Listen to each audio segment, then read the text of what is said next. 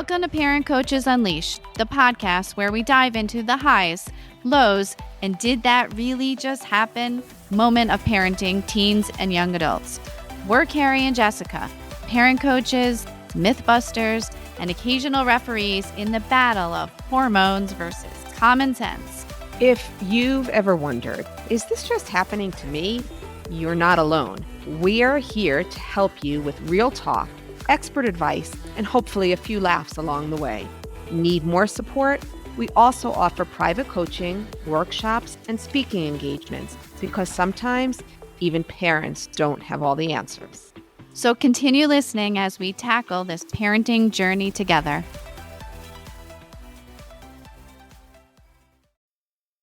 Hi, everybody. Welcome to today's episode of Parent Coaches Unleashed. Hi, Carrie. Hi there.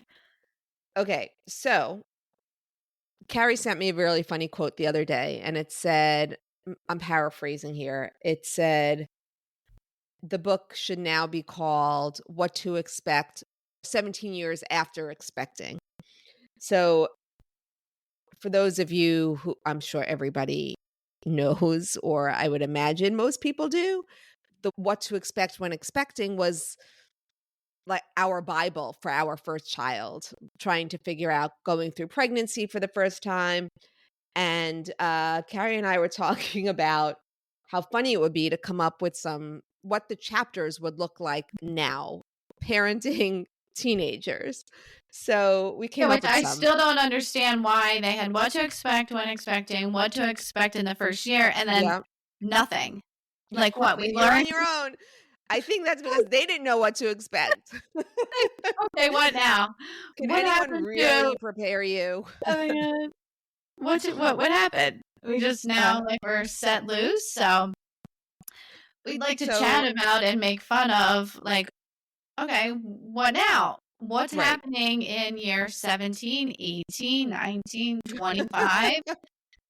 I mean, it could keep going. It just changes. So we're going to bring up. I just thought we'd have some fun with naming some new chapters titles for our book. Should we write one? I don't know. Maybe. Well, let's see how this goes, and then we could take it from there. I'm foreshadowing. You know what, though? I have, when we've interviewed people in the past about writing a book, or I've watched interviews with people, the minute they say, I'm going to write a book, they've put it out there, and then they have to do it. So, well, we didn't say that. We said maybe. So, holding ourselves to anything yet. We'll let you know. Yeah. Okay. There we go. Oh, wait, I might have thought of a book title. I kind of like that. Yet, ... Like yet. Like something. That hasn't happened yet. Or, okay. So, all right. We'll put a pin in it. We'll revisit. Okay. So, give me one of your chapter titles, Jessica, for this book that may or may not be a thing. Okay, so here's one, especially with teenage boys, and I know so many of you will be able to relate to this, but I feel like in the first book, there's a lot of talk about feeding, like what feedings will look like for newborns, but nobody tells you what it is like to feed teenage boys. I think that title should be called Feeding ... a bottomless pit. Because I don't know, and I think it's more Jackson than Cody, because Jackson is playing football and doing football camps. I don't know where he puts his food. And this is a common conversation amongst other moms of athletes. Where do they put it? Jackson was taking 2 lunches at times last year when he was playing football. Now, would he eat them at the same time during lunch, or like one earlier, one later? Like he just needed to eat more often? Yeah. Yes is the answer. He would both. Sometimes he would eat them both at lunch. Sometimes he would save one for before practice. But, and then this is my favorite. Mom, we're out of peanut butter. Mom, we're out of, I don't, whatever it is, but I don't eat it. So how am I supposed to know if you've just used the last of whatever it is? And I have to replenish it. Or So I love they open the refrigerator, they stand there, and they're like, we have no food. yeah. Now, you've just gone grocery shopping and you Yeah. have all the ingredients to either make dinner or lunches for the next several days. But because something's not already prepared, sitting there nicely wrapped up, jumping out at them like, hey, I'm ready to eat me, they Yep. look at it and say, there's nothing here. For sure. Absolutely. I think maybe the sub chapters could be called we're out of ... or what's for dinner. That's another good one of revolving around food and teenagers. I will say, as I am an empty nester, that I do kind of miss the what's for dinner question. Oh, you mean Ken Like, doesn't ask you every night what's for dinner? No, Hmm. it's usually some other conversation about What do you want to an eat? activity. No, Oh, what are we an doing? activity. What Okay. are we doing? Where are we going? Okay. All right. Maybe I But should have no, Ken talk to Lonnie about what to expect. What to expect when there you're an we empty go. nester. We could have a whole series. There we- I wonder if that's copyright infringement. Let's look into that. Or if anyone's out there, an attorney could just let us know, or a writer, or a book editor. We could really use your help. Sure. Absolutely. All of the above. Yeah. What's All right. yours? Give me one. So here is, we talk about like the teenage attitude coming. Oh my gosh. But what if it's like when the attitude hits, like, I do not like my child anymore, right? We know Ooh, as parents, we will always love our children. But what happens at the phase when we're shocked that we no longer like our child because of this attitude and this phase that they're in? Obviously, it's them pushing towards back. Pushing independence, boundaries. Yeah. right? And independence growing, but you feel bad when you're like, I don't like my child. That would be a great chapter just for the simple fact because nobody likes to admit that they don't like their child. So it would be like one of those secret chapters like, oh my gosh, I can so relate to this. Yes. All right, so that one's staying. Yeah, let's keep it. Yeah, for That one's sure. staying. Absolutely. Okay. How about in terms of language skills? We're always so worried. Our kids, are they talking on time? Are they babbling? How about when your name changes from mommy to bruh? And all of the other words that go along with it. Like, Well, how about when you don't even understand what they're saying? Like they're actually trying to get your attention and using a word or statement, you have no idea that they're like talking to you, at you. Like, what? No. oh my Mm-mm. gosh, my kids did that I think it was like on TikTok for a minute when they had Lonnie read a whole list of their words. And he was trying to interpret what their Oh my what he gosh, thought it they was were. so funny. He was even just trying to read them like skibbity toilet. Like, what does that even mean? And who came up with it? And I was I like, actually really saw old. a TikTok where a dad was reading words to, I'm going to say she was 14, 13, Okay. 14, 15. And one of them was like, what are the yellow pages? And she was like, Oh, like going back to what? going back to things Okay. back in our day. And she was like, I don't know. Maybe it was someone's favorite color. And The yellow- or the funny ones where you have someone trying to figure out how to use a rotary phone. oh yeah, trying to watch them do that.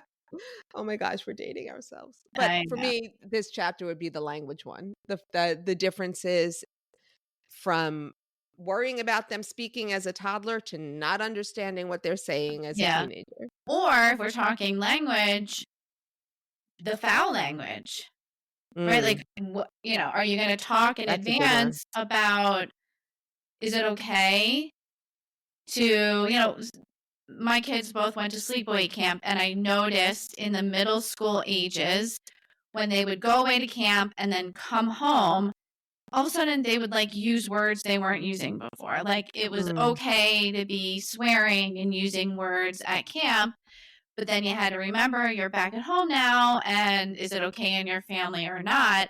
And I remember the first time that Devin told me to F off. Oh my gosh. And like words just couldn't even come out of my mouth. All I did was just like point, like to go to your room, like get away from me, Okay. because I was not expecting it.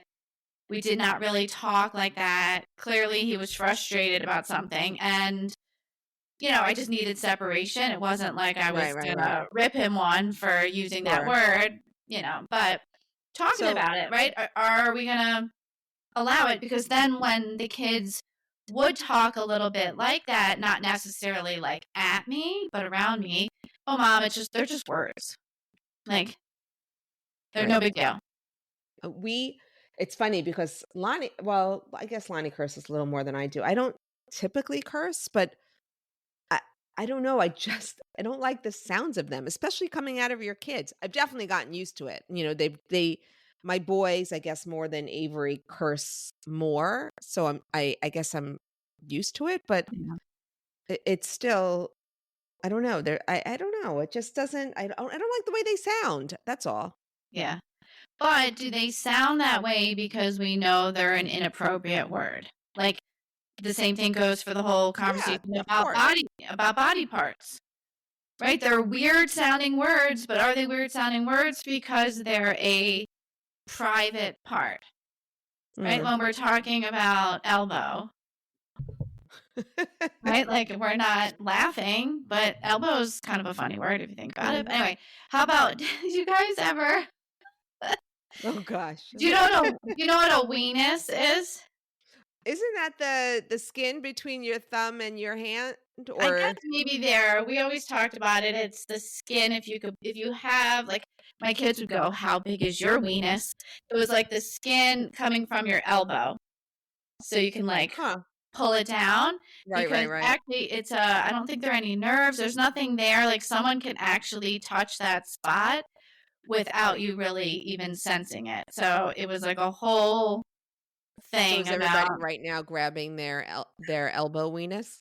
And seeing if they have one, how big it is, how small, because everyone's is different. Some skin hangs really low when you pull it, others, but it's so funny. That's a weird word too. But weenus, it doesn't mean anything. I remember when I was a kid and my brother learned the word epidermis, he would be like, "Your epidermis is showing." I'd be like, "It is not."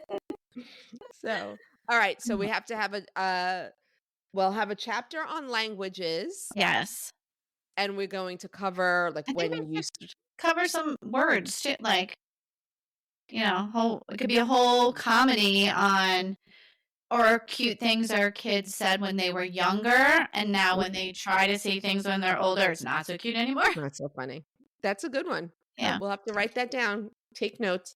All right. And then I have this one, when your kids think they know more than you, or it might be true that at some point our kids get to an age where they actually know more than the parent. But are we prepared for that? Because we've always been in the position of being, the one who they come to, or we do really know all or think we know all. So that's interesting because I feel like in some areas already, my kids are smarter than I am. Like just what they've learned in school and what they're able to do on computers and with technology, definitely. Technology and just subjects that I like. Cody takes subjects in college that I can't even say the names of some of them. Like, he's definitely smarter than I am in a lot of areas, but I think there's a difference between experience and intellect. Knowledge. Yes. Mm-hmm. So I think I think they do know more than us in some areas, but I think they do not have the experience that we do. All right. So experience versus knowledge or experience Yeah. versus intellect might be Mm-hmm. the title of the chapter. Okay. Okay. What else? You got anything else? How about this one? Okay, so there should definitely be a chapter that correlates to how much time we spend preparing for a baby, and then how much time we spend preparing for college or not going to college, whatever it is their next step is. What do you think? Do you think you spend more time preparing for them before they were even here, or do you think you spent more time getting them ready for their next steps?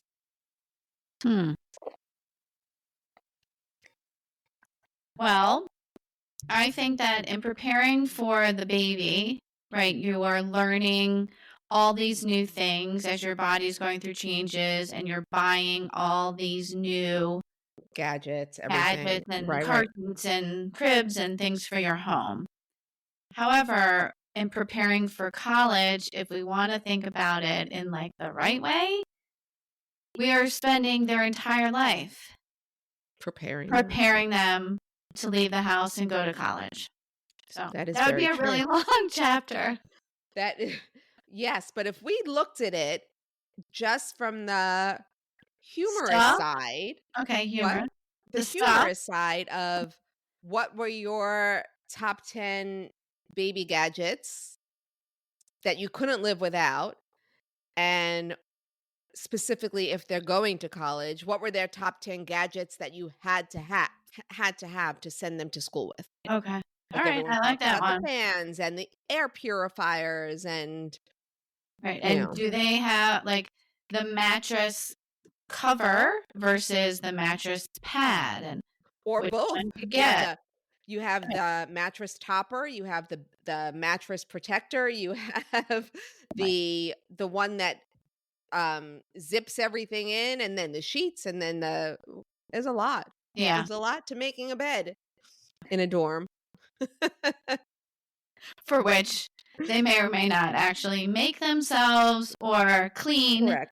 It might not themselves. ever look the way it did when you first moved them in. Yeah. Actually, you know, it'd be funny if you actually sent them to college with the sheets and the whole bedding, but you didn't actually provide detergent. Instruction. Oh. How long it would take them to either notice they didn't have detergent or make their way to the store to buy it themselves. Like, Hmm. probably different between boys and girls, but, the, there probably are some really. Who's going to take on that experiment for us? Someone try it, please. Okay, so we're going to turn to you now, our listeners. Give us some chapters. Yeah. Hit us up at parentcoachesunleashed.com and let us know what chapters you would like to see in our book that may or may not happen. Yeah. Have a good one. Let us know. Thanks for listening.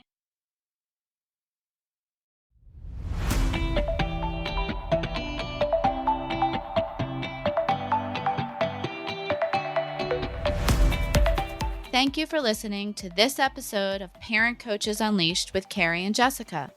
Together, we can raise the next generation of independent, capable, and compassionate young adults. We encourage you to send us an email with questions and feedback to info@parentcoachesunleashed.com. Please remember, you are not alone on this parenting journey.